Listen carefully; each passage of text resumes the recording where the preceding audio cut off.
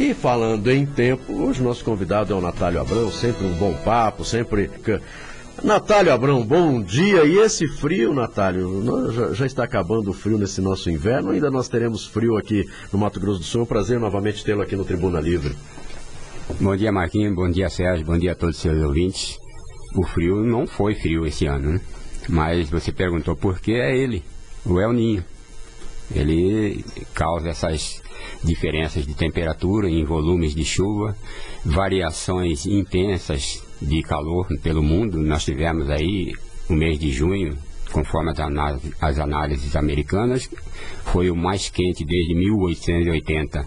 E na verdade, Mato Grosso do Sul também não teve episódios sérios de temperaturas baixas. A palavra geada praticamente não apareceu nas notícias que vocês costumam apresentar ao seu público, né? As temperaturas não passaram de 5 graus.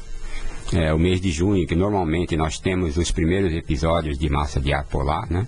Não ocorreu aqui então no nós não estado. tivemos temperatura negativa no nosso estado? Não. A temperatura mais baixa ocorrida neste século e nessa década foi em 2013.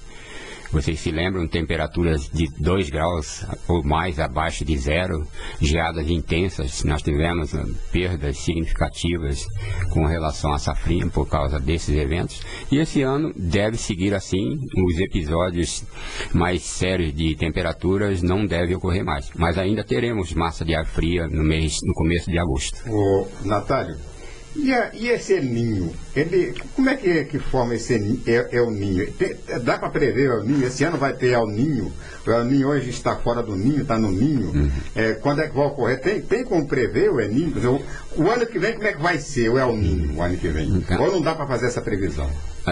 Os eventos El Niño e Laninha, em outras palavras, significa El Niño, aquecimento anormal das águas do Oceano Pacífico Equatorial. Na faixa do Equador, você demanda desde o Peru até a Austrália, mais no norte da Austrália, as temperaturas começam a subir de uma forma que ainda não é completamente conhecida. E quando você tem o resfriamento, nós temos as temperaturas mais baixas do que as médias, nós temos o Laninha. E qual é a diferença entre um e outro? Quando você tem El Niño, as águas ficam mais quentes, há um processo de evaporação mais intensa, essa evaporação entra na atmosfera, vai para a circulação global, passa pela Amazônia e da Amazônia ela vem para as regiões centro-oeste, sudeste e sul do país, atingindo principalmente o sul do Rio Grande do Sul, passando em parte pelo Uruguai, e nessa trajetória Mato Grosso do Sul acaba sendo, ele é um fator que beneficia e em alguns momentos ele prejudica. No nosso caso, El Niño não é bom para o inverno. Nós estamos numa fase do vazio sanitário, nós estamos com excesso de chuva, as chuvas já ultrapassaram algumas regiões em mais de 4 vezes, como é o caso de Viema. Quer dizer que um ano é El Niño e outro ano é Laninha. Pode ocorrer os dois fenômenos no mesmo ano? Não. Normalmente ele demanda no mínimo 6 meses, porque esses aquecimentos eles demoram para essas temperaturas elevarem e também para o decréscimo de temperatura. Então normalmente nós estamos de 6 meses a 1 ano e meio do fenômeno. E essas curvas nós fazemos os cálculos de ascendência ou descendência. Então no caso, o El Niño ele deve se prolongar pelo menos até outubro deste ano. O pessoal fala muito de interferência do homem na natureza e tal. O El Niño e Laninha tem alguma coisa a ver com essa interferência do ser humano na natureza? Logicamente você está falando dessa interferência antrópica que ocorre quando você tem desmatamentos, quando você tem queimadas, quando você tem terras degradadas, né? Esses eventos eles contribuem para você piorar as situações da atmosfera. Então, em alguns casos, você tem, por exemplo, queimadas em outubro. A liberação de ozônio, ele torna-se mais intensa nessa época do ano, quando você tem muita fumaça, irritação dos olhos, excesso de pessoas com problemas respiratórios, e acaba também potencializando as chuvas. As chuvas são mais intensas, em consequência, você tem mais enchentes, mais granizos e ventos mais fortes. Ou seja, somando-se esses dois, os eventos destrutivos são potencializados. Natálio, e com relação às enchentes, hein? E aí, claro, aqui No nosso estado nós não estamos com esse problema, mas no Brasil, nessa época, é normal, Natália? Não. Normal é as chuvas terem uma distribuição dentro dos seus valores históricos. Por incrível que pareça, nós tivemos no início desse mês, em julho, um evento de excesso de chuva no sul do estado. Nós tivemos enchentes ali na região de Dourados, né? Região de Viema também tivemos alguns danos nas estradas. Isso o normal seria na estação de verão, quando as temperaturas são elevadas e a presença da umidade. O prognóstico de inverno para este ano indicava um aumento da umidade, e essa umidade contribuiu para que as temperaturas não caíssem tanto. E trouxe como consequência essas chuvas que não são normais, elas são atípicas para a estação. Normalmente as chuvas demandam 20 milímetros ou menos. As estiagens são comuns, de mais de 20, 30 até 60 dias sem chuva, como nós já tivemos aqui, historicamente, aqui em Campo Grande. Mas o normal seria as enchentes demandar a partir do meio da primavera para frente, não agora. E como você está questionando, né? Nós não temos, no momento, as previsões indicam que para os próximos dias, a partir de hoje, as temperaturas começam a subir gradativamente. Amanhã ainda teremos frio. As pessoas vão sentir aquele desagradável incômodo de sair de casaco e às 9 horas, às 10 horas ter que tirar o casaco, mas o predomínio será de sol daqui para frente, uma pequena mudança no sábado, mas teremos pelo menos 10 dias sem previsões de chuva ou mudança significativa no tempo aqui para Mato Grosso do Sul. Natália, como é que você explica essa seca danada que está na região norte e nordeste do estado de Mato Grosso do Sul hoje? Essa pergunta ela é fundamental, é pertinente, tendo em vista que nós estamos com a massa de ar quente seca, que é o normal para a estação, não só no centro-oeste, como praticamente 70% do país, né? Ela está atingindo até o nordeste do estado. E a nossa região norte e nordeste, conforme nós vimos, né, fizemos um sobrevoo na região, essa ausência de chuva que demanda de São Gabriel do Oeste até a divisa Sonora, Pedro Gomes, indo para o Nordeste, né, Cacilândia, Chapadão do Sul, Paranaíba, a falta de chuva lá já está com uma situação de providências com relação à defesa civil em avaliar os riscos de queimada que tem naquela região. Também é consequência do fenômeno El Niño, conforme o senhor questionou. Agora, nós estamos falando aí que em algumas regiões, chuva, 60 dias aí sem chuva. Nós precisamos, no Mato Grosso do Sul aí, plantação, gado, e aí, claro, nós precisamos de chuva. Qual é a real situação e o que hoje o agricultor, o pecuarista, o que é que ele precisa? A preocupação que ele deve ter, Natália? Você sabe que dentro das avaliações, né, a Conab ela considerou como positiva a cultura, a safra de verão e a safra de inverno no país, e Mato Grosso do Sul também foi beneficiado porque as chuvas elas vieram em momentos certos e nos volumes adequados para a atividade.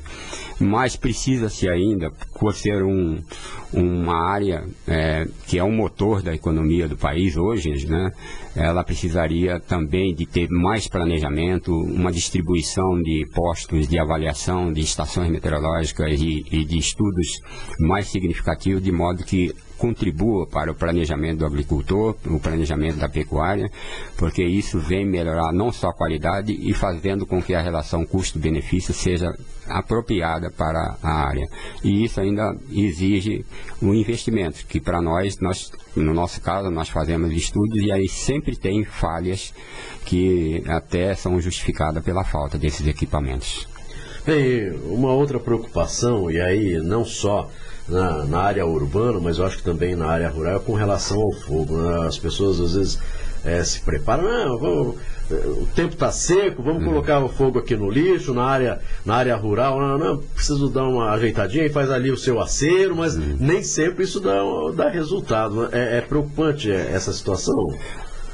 Com relação às queimadas, você sabe que historicamente o agricultor usa dessa alternativa para aumentar a sua área produtiva. E ele minimiza custos em função disso aí, mas Mato Grosso do Sul ainda não tem um processo de vigilância.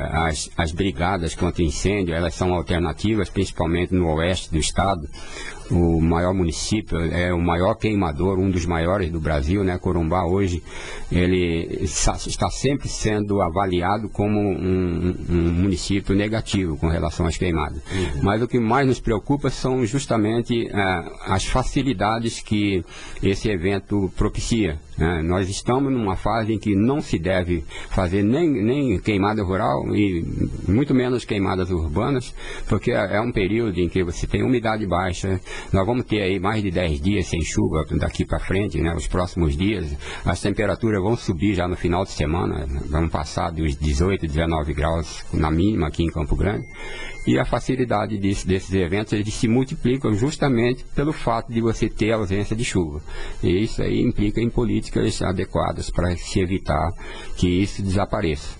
Nos últimos anos tem melhorado muito. Nós temos avaliações dos últimos 10 anos em que Mato Grosso do Sul foi o segundo maior queimador, né? Só perdendo para Mato Grosso, que normalmente é Tocantins, Mato Grosso e o Pará são os grandes queimadores.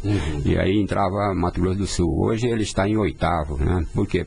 Por causa da educação que está sendo implantada em função desse controle para se evitar queimadas urbanas e rurais no estado. Bom, a preocupação também é com a saúde. Saímos agora da queimada, vamos falar com relação à umidade relativa do ar, uma outra preocupação. O que é que espera para a gente nesses próximos dias com relação à umidade relativa do ar? A questão da umidade relativa, ela hoje não está numa fase de emergência, que nós tivemos episódios anteriores com umidade relativa próximo de 10, 15%, né? São valores aí que implicam em prejuízo à saúde humana e animal e vegetal também, né? Então, os cuidados com aviários, cuidados com os hortigranjeiros, que hoje eles estão produzindo demais porque a chuva veio para contribuir esse segmento comercial. A horticultura está muito bem com relação a essa distribuição de chuva, o solo está bem adequado, o teor de água está favorável. E com relação a isso daí, a umidade relativa para esse ano, ela está contribuindo para uma redução da clientela que procura os hospitais para ser atendido em relação aos males, né, pulmonares, as bronquites, a asma e as rinites, que normalmente nessa época do ano ela é mais frequente. Tendo em vista, inclusive, que o controle da gripe, né, que o processo de vacinação, ele também está ajudando muito nessa prevenção das dificuldades respiratórias decorrentes de umidade baixa. Mas isso nos causa uma certa preocupação, Marquinhos, porque quando você tem variações de umidade num período em que a climatologia não prevê, nós poderemos ter, sim, na primavera, no início do plantio da safra de verão, algumas preocupações com relação a perdas de produção decorrentes de falhas na distribuição de chuva aqui em Mato Grosso do Sul. Pode haver falta de chuva nos meses de setembro e outubro. Aí fica uma atenção redobrada para o agricultor com relação a meados de setembro até meados de outubro, que é a época em que se prepara o solo para o plantio da safra de verão. E aí, às vezes, o nosso ouvinte, poxa, mas é importante esse assunto? Claro que é, porque, inclusive, depois você vai sentir o resultado no bolso, né? Hoje nós já estamos vivendo aí o preço da cebola quase o mesmo preço de 1 quilo de carne, de segunda, né? Então é preocupante quando se falta aí a chuva, que é necessária para a época, até para que o agricultor possa plantar. Então nós também precisamos ter essa preocupação. Esperamos que tenhamos a chuva necessária para que o agricultor possa plantar, para que nós tenhamos aí, né, pastagem para o gado, porque senão pode doer no nosso bolso, não é, Natália? Essa relação você considera, tendo em vista que alguns produtos estão faltando, outros estão com excesso de preço, o tomate, a cebola, como você falou, que não deveria. A atividade da horticultura, ela está sendo beneficiada por essa chuva. Tá? Normalmente nessa época as dificuldades elas se multiplicam, falta esse tipo de produto na prateleira, e esse ano não está faltando e não justifica esses aumentos excessivos em algumas áreas dessa atividade.